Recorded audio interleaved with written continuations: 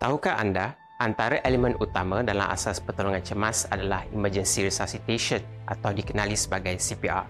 So, secara amnya, kematian di luar hospital yang dikenali sebagai out of hospital death merupakan penyebab yang signifikan terhadap kematian global dengan kadar tahunan purata sebanyak 55 hingga 133 kematian bagi setiap 100,000 orang. Dalam menangani situasi tersebut, pelaksanaan CPR atau cardiopulmonary resuscitation yang dilaksanakan oleh bystanders atau orang awam berkemungkinan dapat meningkatkan kemandirian pesakit. Hal ini kerana sekiranya serangan jantung berlaku di khalayak ramai, orang awam yang terlatih dengan CPR ini mampu untuk melaksanakan CPR dengan berkesan dan seterusnya meningkatkan tahap kemandirian pesakit. Namun, tahap persediaan orang awam terhadap penguasaan ilmu CPR ini adalah jauh daripada sasaran dan amat rendah peratusnya secara global. Begitu juga dengan asas pertolongan cemas yang merangkumi cara melawat luka dan kecederaan ringan, perkara yang perlu dilakukan sewaktu kecemasan dan cara menangani isu-isu kesihatan yang biasanya berlaku di persekitaran. Cuba bayangkan ya, ketika guru sedang mengadakan kelas pendidikan jasmani di Padang, tiba-tiba saja salah seorang pelajar mengalami serangan epilepsi dan memerlukan bantuan kecemasan dengan segera.